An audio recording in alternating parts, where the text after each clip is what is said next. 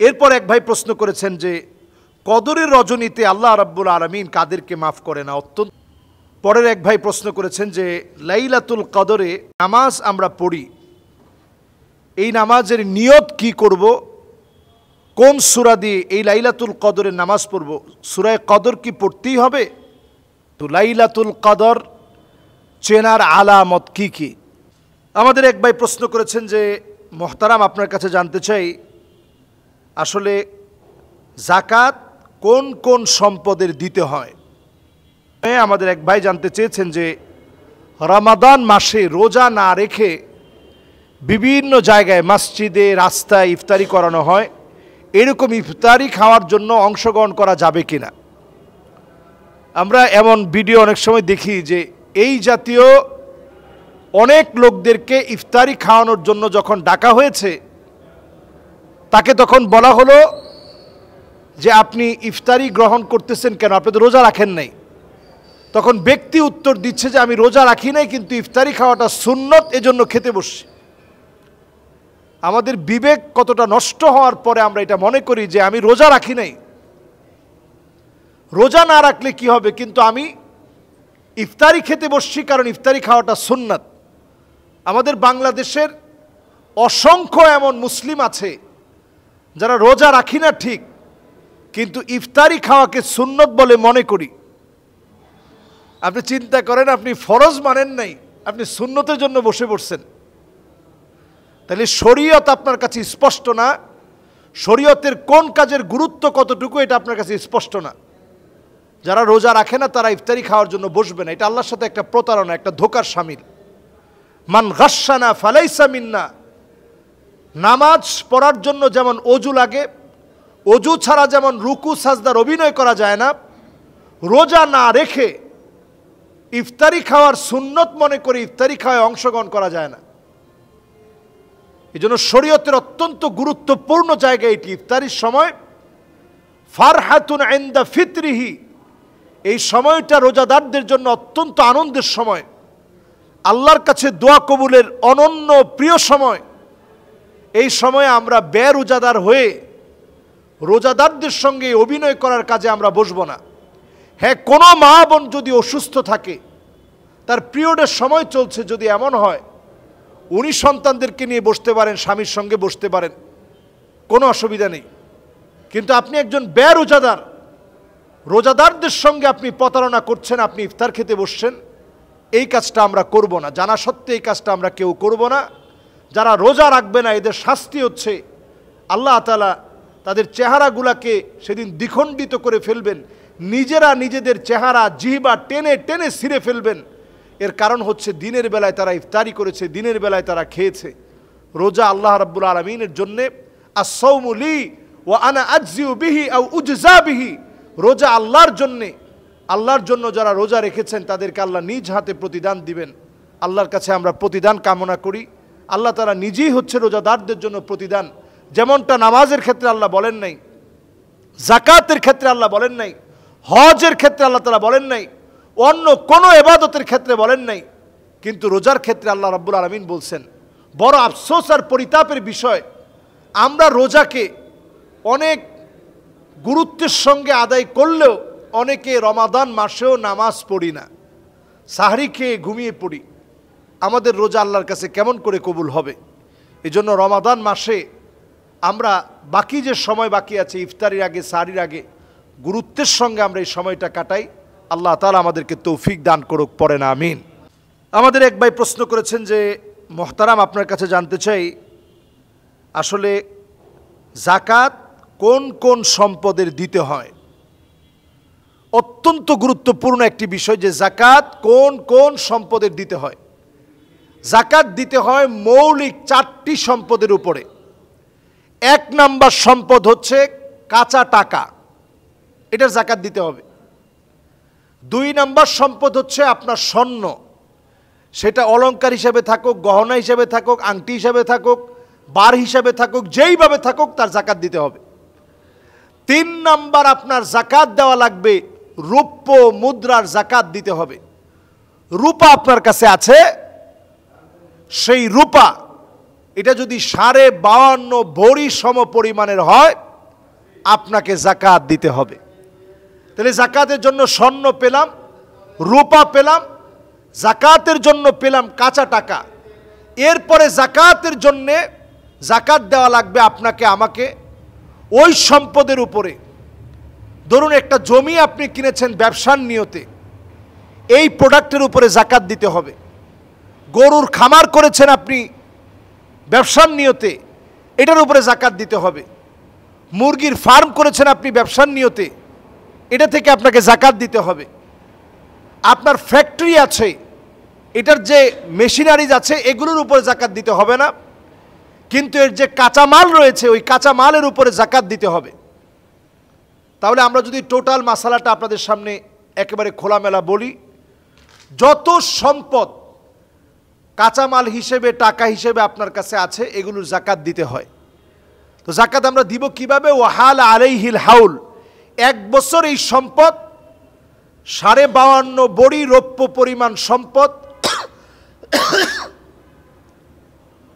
52.5 ভরি রৌপ্য পরিমাণ সম্পদ, এইটা আপনার হাতে হস্তগত হয়েছে, আপনার হাতে আস, এই সম্পদের জাকাত আপনাকে প্রদান করা লাগবে। তাহলে 52.5 বড়ি রৌপ্যের দাম কেমন? বর্তমান যদি একেবারে লেটেস্ট বাজার দর আপনি কল্পনা করেন 1,10,000 টাকা। একটু নর্মাল রূপা যেটা আছে ওইটা 85,000 90,000 টাকা পাওয়া যায়। তাহলে বোঝা যায় 1,10,000 টাকা, এটাই আমরা ধরি স্ট্যান্ডার্ড লেভেলটা যদি আমরা মেনটেন করি 1,10,000 টাকা। এই 1,10,000 টাকা যদি আপনার কাছে 1 বছর যদি আপনার হাতে থাকার পরে ঘুরে আসে, তাইলে আপনি জাকাত প্রদান করবেন 1 লক্ষ টাকায় মাত্র 2,500 টাকা, 1 কোটি টাকায় মাত্র 2.5 লক্ষ টাকা আপনি জাকাত দিবেন। আল্লাহ খুব বেশি চান নাই, সামান্য চেয়েছেন। অনেকের ক্ষেত্রে একটা প্রশ্ন জাগবে যে হুজুর আমরা তো ঋণগ্রস্ত আছি, বাংলাদেশের যত ধনী ব্যক্তি আছে বড় বড় সব ধনীদের অনেক বড় বড় ঋণ আছে, যে হুজুর আমার তো কয়েকশো কোটি টাকা ঋণ আছে, ঋণগ্রস্তের উপরে জাকাত নাই, তাইলে হুজুর আমার জাকাত থাকবে কেন? কারণ ঋণটা আপনি এখনই পরিশোধ করবেন না, আপনি নিয়তি করে রাখছেন ঋণটা আরও কয়েক বছর পরে আপনি দিবেন, এই জন্য এখন আগে আপনি জাকাত দেন। এই ক্ষেত্রে আপনাকে একটা ছোট্ট বিষয় বলে রাখতে চাই, যদি আপনি ব্যাংক থেকে ধরেন 2 কোটি টাকা দিয়ে আপনি আপনার কাঁচামাল কিনলেন, ধরেন আপনি সুতা কিনলেন যেটা দিয়ে পোশাক তৈরি করবেন, তাইলে এই বিষয়টা আপনি 2 কোটি টাকা জাকাতের বাইরে রাখবেন। আর জাকাত যখন আমরা দিব এই ঋণের টাকাটা আমরা বাইরে রাখব, বাইরে রেখে আপনি হিসাব করবেন স্বর্ণে কতটুকু আছে, রৌপ্যে কতটুকু আছে, নগদ অর্থে কতটুকু আছে, মানুষের কাছে আপনি হাওলাত দিয়েছিলেন, কর্জে হাসানা দিয়েছেন, সেটা আপনি পাবেন, ওইটাও আপনার টাকা। প্রাইস বন্ড কিনে রাখছেন, ওইটাও আপনার টাকা। শেয়ারে টাকা লাগিয়েছেন, ওইটাও আপনাদের টাকা। বন্ধুদের সঙ্গে ব্যাংকে একত্রে টাকা রেখেছেন, ওইটাও আপনাদের টাকা। এমনকি বন্ধুদের সঙ্গে একসঙ্গে ব্যবসা করতেছেন, ওইটাও আপনার টাকা। এই সব টাকাগুলো আপনি হিসাব করবেন। এমনকি আপনার স্ত্রীকে আপনি মহারণা দিবেন, এই মহারণা দেওয়ার আগে আপনার স্ত্রীর জন্যে মহারণা দিবেন। এই মহারণা দেওয়ার ঠিক আগ মুহূর্তে আপনি চিন্তা করছেন যে এই বছর 1 লাখ টাকা দিব, এই 1 লাখ টাকা বাদ দিয়ে, কারণ 1 লাখ টাকা তো আপনার স্ত্রী এখন পেয়ে যাবে আপনার কাছ থেকে, এই টাকাটা আপনি বাদ দিয়ে দিবেন, জাকাতের খাত থেকে এটা বাদ দিয়ে দিবেন, জাকাতের হিসাব থেকে এটা বাদ দিবেন। বাদ দিয়ে আমরা পাই টু পাই খাতার ভিতরে লিখবো, হাতের ভিতরে স্বর্ণ হিসাবে কত আছে, রৌপ্য হিসাবে কত আছে, নগদ টাকা হিসাবে কত আছে, এরপরে মানুষের কাছে আমি হাওলাত পাবো কত টাকা, কাঁচামাল হিসেবে কত আছে, পকেটের ভিতরে কত আছে। এখন নতুন আমি ব্যাংকের মাধ্যমে হয়তো আমি একটা ইনকাম পেয়েছি, ওই ব্যাংকের ইনকাম বাবদ ব্যাংকে এখন বেতন আসে। জাকাত সম্পদের পবিত্রতা বৃদ্ধি করে। জাকাত যদি কেউ না দেয়, ইয়াউমা ইউহমা আলাইহা ফি নারি জাহান্নাম ফাতুকওয়া বিহা জিবাহুহুম ওয়া জুনুবুহুম ওয়া যুহুরুহুম হাযা মা কানাসতুম লিআনফুসিকুম। জাকাত যদি কেউ না দেয়, এই সম্পদ আপনার জন্যে জাহান্নামের আগুন হয়ে যাবে, জাহান্নামকে আল্লাহ তাআলা টেনে আনবেন, এরপরে শাস্তির সম্মুখীন করবেন। আমরা যে প্রাইস বন্ডগুলো কিনি এগুলোরও জাকাত দিতে হবে, এমনকি জাকাত দিতে হবে ব্যবসায়িক সমিতি করি ওইটারও জাকাত দিতে হবে। আমরা জাকাত দিব যদি আমরা কোনো ফ্ল্যাট ক্রয় বিক্রয় করে লাভ করার নিয়তে কিনে থাকি, এটারও জাকাত দিতে হবে। গাড়ির জাকাত দিতে হবে না, গাড়ির জাকাত দিতে হবে না। পশু যেগুলো আছে আমাদের দেশে, এমন কোনো পশু নাই যেগুলো শুধু ঘাস টাস খেয়ে চারণভূমিতে বিচরণ করে যে গরুগুলো বড় হয়, এমন কোনো গরু আমাদের দেশে এখন নাই। আমাদের দেশে গরুগুলারে আমরা নিজস্বভাবে খাবার দিয়ে থাকি, এজন্য এটা আপনি বাদ রাখেন। এরপরে ফসল যেটা আমরা উঠাই নিজেরা খাওয়ার পরে, বিক্রি করার পরে যে অর্থ আসে ওইটা জাকাতের টাকার সাথে যোগ করে আমরা জাকাত দিব।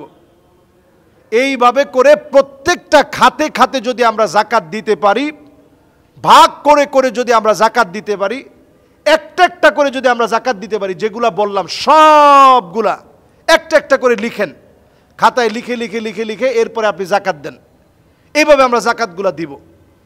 আর জাকাত দিব না যারা ঋণগ্রস্ত, একেবারে অভাবী, যারা নিজেরা মিসকিন, যারা নিজেরা অভাবী, আরেকজনের কাছে জাকাত খেতে পারবেন এমন লোকের আমরা জাকাত দিব না। এছাড়া সবাই যাদের উপরে নেশাব পরিমাণ সম্পদ হয়েছে 1,10,000 টাকা, রমাদানের একটা নির্দিষ্ট হিসাব করে রাখবেন যে 17 রমজান এবার দিছেন, আগামী বছর 17 রমজান আসলে আপনার নিসাব পরিমাণ একেবারে বছরটা পুরা হলো।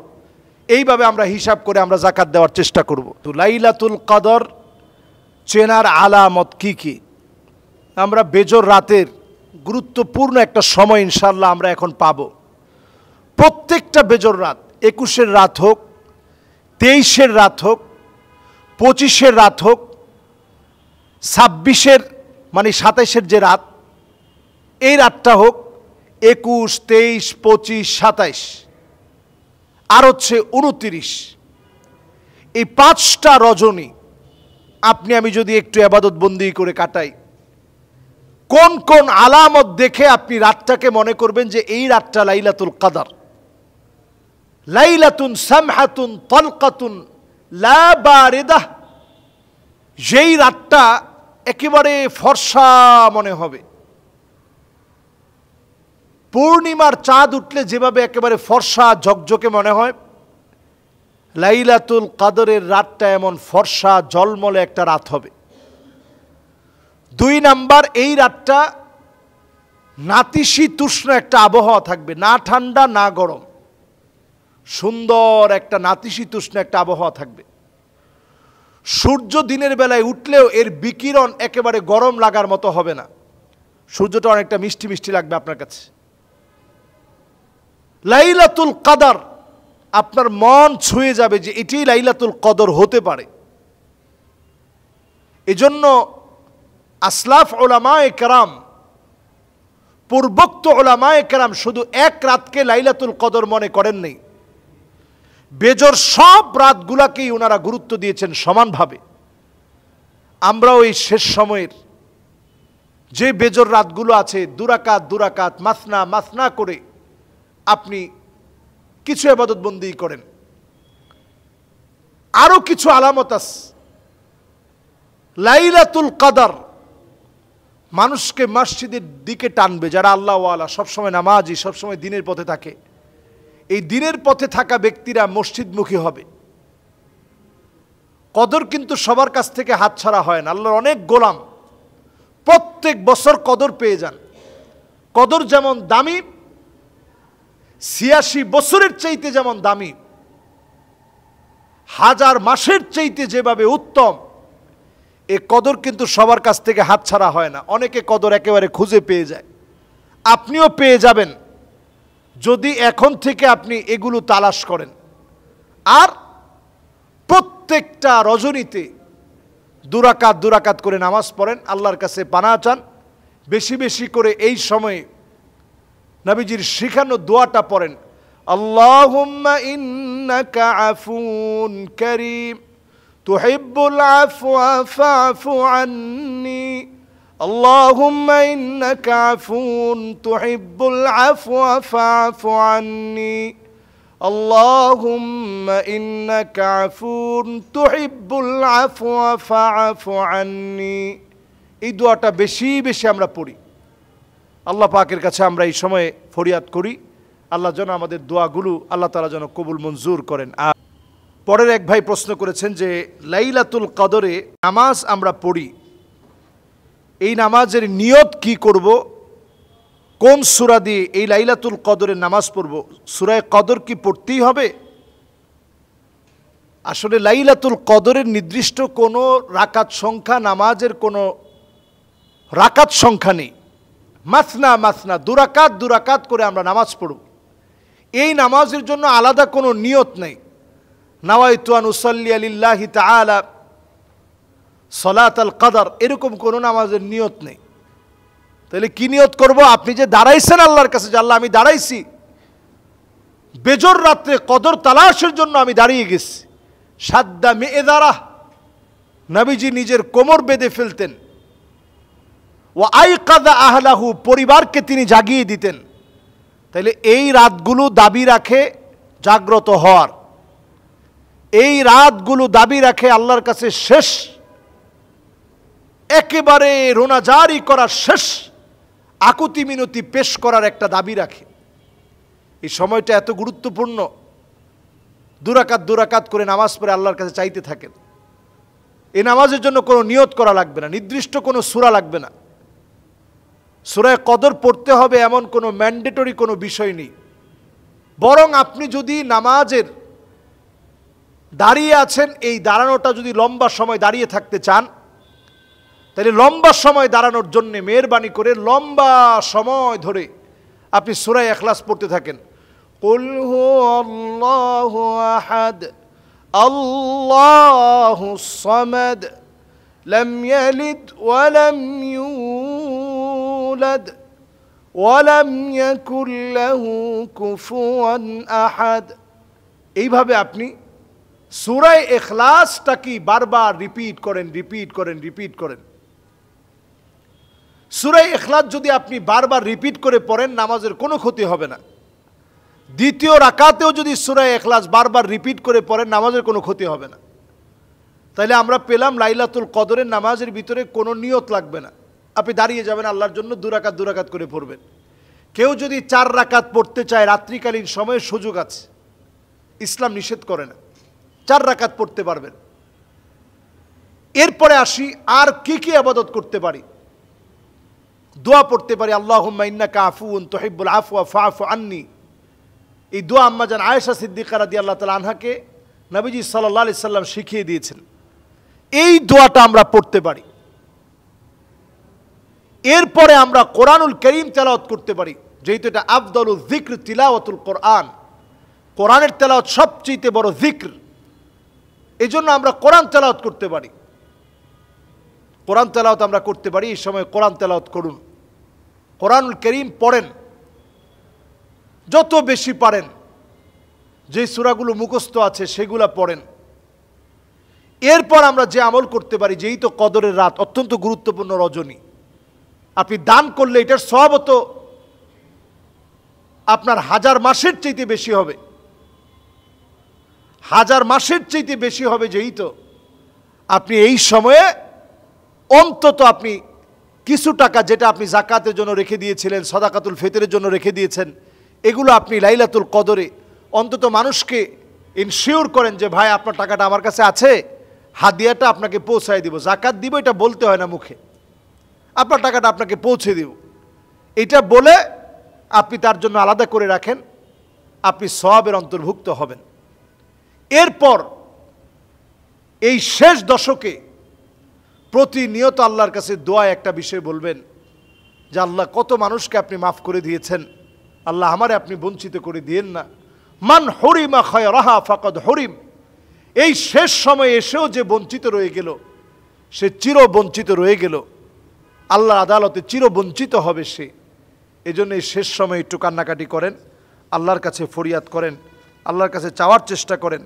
কামিয়াবির সাথে শেষ সময়টা আমরা কাটাবো ইবাদত বন্দিগি, দান সদকা, মানুষের সঙ্গে সুন্দর ব্যবহারের মধ্য দিয়ে কাটাবো। এরপর এক ভাই প্রশ্ন করেছেন যে কদরের রজনীতে আল্লাহ রাব্বুল আলামিন কাদেরকে মাফ করে না? অত্যন্ত গুরুত্বপূর্ণ প্রশ্ন।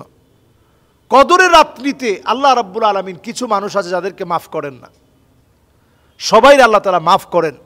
আল্লাহ তাআলা মাফ করতে বড় ভালোবাসেন। আমরা দোয়ার মধ্যে পড়েছি আল্লাহুম্মা ইন্নাকা আফুউন তুহিব্বুল আফওয়া ফাআফু আন্নি। আল্লাহ আপনি ক্ষমাশীল, ক্ষমা করাকে আল্লাহ আপনি ভালোবাসেন। ফাআফু আন্নি, আল্লাহ আপনি আমারে ক্ষমা করে দেন। এই যে আমরা দোয়াটা পড়ছি, এই দোয়ার ভিতরে চিন্তা করেন আল্লাহ তাআলা কতবার ক্ষমার কথা আমাদেরকে শিখিয়েছেন। নবীজি এই দোয়াটা পড়তে বলছেন আম্মাজান আয়েশাকে যে কদরের রাত পেলে এই দোয়াটা পড়ো। তাহলে আল্লাহ তাআলা কত বেশি আমাদেরকে ক্ষমা করেন। ইন্নাল্লাহা ইয়াবসুতু ইয়াদাহু বিল্লাইল লিয়াতুবা মুসিউন নাহার। দিনের বেলায় আপনি গুনাহ করে ফেলছেন, আল্লাহ তাআলা রাত্রি বেলায় ডেকে ডেকে আপনারে মাফ করে দেন। গোলাম আয় আয় আমার দিকে আয়, তোর গুনাহগুলো আমি মাফ করে দিব। না বুঝে দিনের বেলায় তুই অন্যায় করে ফেলেছিস, এখন রাত হয়ে গেছে, আমার কাছে মাফ চা, আমি তোরে মাফ করে দিব। আল্লাহ তাআলা তো অজস্র বান্দাকে মাফ করবেন। দিনের বেলার গুনাহ রাত্রিবেলায় মাফ করেন, রাত্রিবেলার গুনাহ দিনের বেলায় আল্লাহ মাফ করেন। অজস্র বান্দাকে আল্লাহ তাআলা মাফ করেন, সবাইরে আল্লাহ তাআলা মাফ করে দেন। তবে এমন কিছু ব্যক্তি আছে যাদেরকে কদরের রাত্রিতে আল্লাহ তাআলা মাফ করবেন না। এর মধ্যে এক নম্বরে কদরের রাত্রিতে মাফ পাবে না, এক নম্বর ব্যক্তি হচ্ছে মুশরিক। যে লোকটা শিরক করবে, আল্লাহ ছাড়া অন্যের কাছে চাবে, আল্লাহ ছাড়া অন্যের কাছে ধরনা দিবে, অন্যের কাছে পাবে বলে আশা করবে, ওই ব্যক্তির আল্লাহ মাফ করবে না। দুই নম্বরে আল্লাহ তাআলা মাফ করবে না এই কদরের রজনী পাওয়ার পরেও আল্লাহ মাফ করবে না কারে? মুসাহিন, যেই লোকটা হিংসুক, আল্লাহ তাআলা তারে কদরের রাত্রিতেও মাফ করবে না। আল্লাহ রাব্বুল আলামিন কদরের রাত্রিতেও হিংসুকের মাফ করেন। এখন হিংসুককে, যে মানুষের শুধু ক্ষতি মনে চায় না, প্রকাশ্যে গিয়ে ক্ষতি করে, এর নাম হিংসুক। একটা মনে মনে তো প্রত্যেকের মনের ভিতরে তো এটা থাকেই যে আল্লাহ আপনি তারই এত দিচ্ছেন, আমারে দেন নাই। কিন্তু দেন নাই বলেই সে থামে নাই, সে গিয়ে দেন নাই বলেই সে থামে নাই, সে গিয়ে ওই ভাইয়ের যে প্রতিষ্ঠান আছে, বাড়ি আছে, অথবা তার সন্তানটাকে ক্ষতি করার নিয়তে আঘাত করছে। আরে মুসলমান, আপনি যদি প্রথম কাতারে নামাজ পড়ে কোনো ভাইয়ের ক্ষতি করার জন্য শত্রুতা বশত গিয়ে আঘাত করলেন, আল্লাহ পাক কিয়ামতের দিন আপনার এর হিসাব নিবেন। লাইলাতুল কদরও আপনার মাপ নেই, আপনি একজন বঞ্চিত মানুষ। তিন নম্বরে আল্লাহর কাছে ক্ষমা পাবে না আকুন বিওয়ালিদাই, পিতামাতার সাথে যে সন্তান খারাপ ব্যবহার করেছে, অন্যায় ব্যবহার করেছে, ধমক দিয়ে কথা বলছে, পিতামাতাকে ধাক্কা মেরেছে, পিতামাতার মুখে খাবার দেয় নাই, ইফতারি দেয় নাই, সাহারি দেয় নাই, নিজের পোশাক পরিচ্ছদ নিয়ে মার্কেটিং নিয়ে ব্যস্ত ছিল, এমন সন্তানের দিকে আল্লাহ রাব্বুল আলামিন এই লাইলাতুল কদরে আল্লাহ তারে মাফ করবে না। এরপরে আল্লাহ রাব্বুল আলামিন 4 নম্বরে মাফ করবে না যারা মদ, জুয়া, আফি, মেরেচুয়েনা, ড্রাগ এডিক্টেড হবে, এগুলোর বিজনেস নিয়ে থাকবে, এই লোকদেরকে আল্লাহ রাব্বুল আলামিন কদরের রাত্রি তো মাফ করবে না। 5 নম্বরে জালেম, যেই লোকটা অন্যায় করবে, অন্যায় করবে, অন্যায় করবে, জুলুম করবে, জুলুম করবে, প্রতিনিয়ত মানুষের উপরে অন্যায়, অবিচার, জুলুম যারা করবে, এমন লোকদেরকে আল্লাহ রাব্বুল আলামিন কদরের রজনী তো মাফ করবে না। এই হচ্ছে 5 শ্রেণীর মানুষ।